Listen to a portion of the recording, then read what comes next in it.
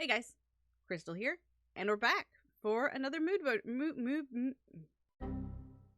We're back for another mood board video. Last time, above my head, we did the heroes of my project Incarnate. This time, I'm going to do the villains. So allow me to introduce my not so good crew. Get started.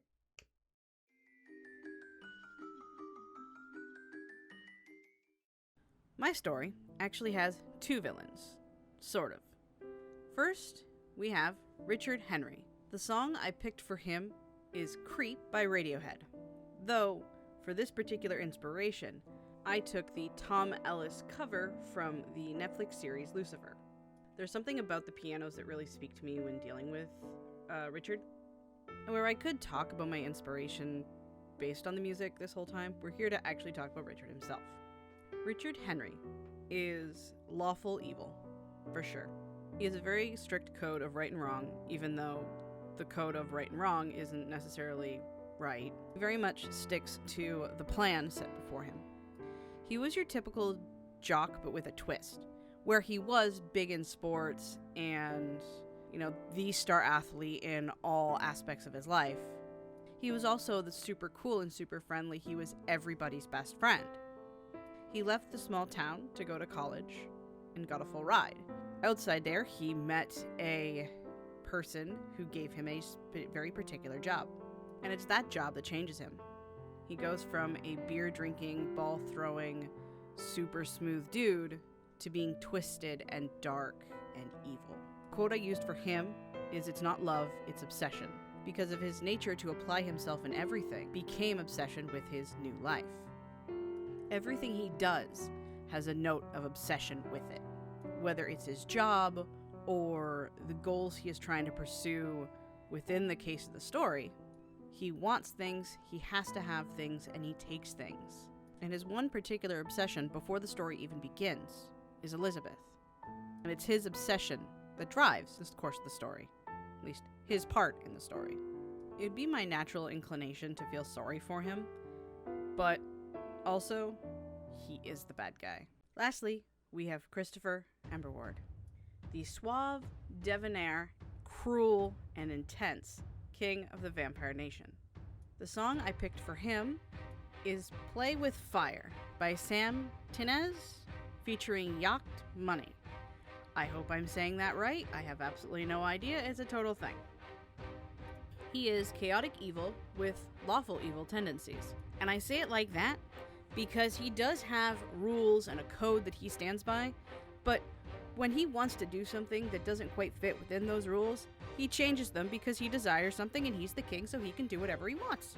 Anyone else, though, they have to abide by his rules entirely, no questions asked, upon painful, excruciating, and very gruesome death. He has held onto his crown for many, many centuries. And like Darian, he comes from a time before the book begins. He is actually older than Darian himself. He also has a god he worships, the god of chaos and destruction. That god gave him his powers of blood magic and immortality and all the other crazy stuff that's kind of corrupting and may or may not have made Christopher mad at one point.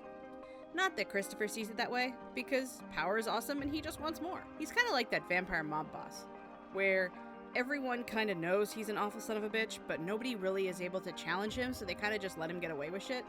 And anyone that has challenged him before has died, their families died, their friends have died.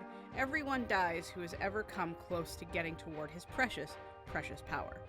For the human populace, as far as they're concerned, or they know, he is a CEO of a Fortune 500 company of good standing, moral fiber, and just generally good guyness. The quote I picked for him is "Underestimate me, that'll be fun," because he is the most arrogant son of a bitch on the planet. Though he doesn't see it as arrogance because he's been challenged, he's defeated those challengers, and he is just altogether awesome. He is a traditionalist, where he only drinks blood, where other vampires can eat food. He also doesn't believe in blood banks or any such nonsense. He's a straight from the vein kind of guy. And where he does kill, he is quite good at disposing of his leftovers so the human populace never finds out. And if they do, he just buys off the right people. So that's our boy. The puppet master with his own strings, God King of the vampires, and general monster. And that's the video. This one is a little shorter than the other because the characters are cut in half, and I can't give too much away about the villains without spoiling key points of the book. So I hope you liked the minor look into the villains of Project Incarnate. If you did, hit that like button, because that helps me out with that evil YouTube algorithm. I hope you enjoyed the Project Incarnate moodboards. Links will be down below, just like before, for all the music that inspired me with these two characters. Thank you once again for watching, and we will see you guys in the next video, whatever it may be.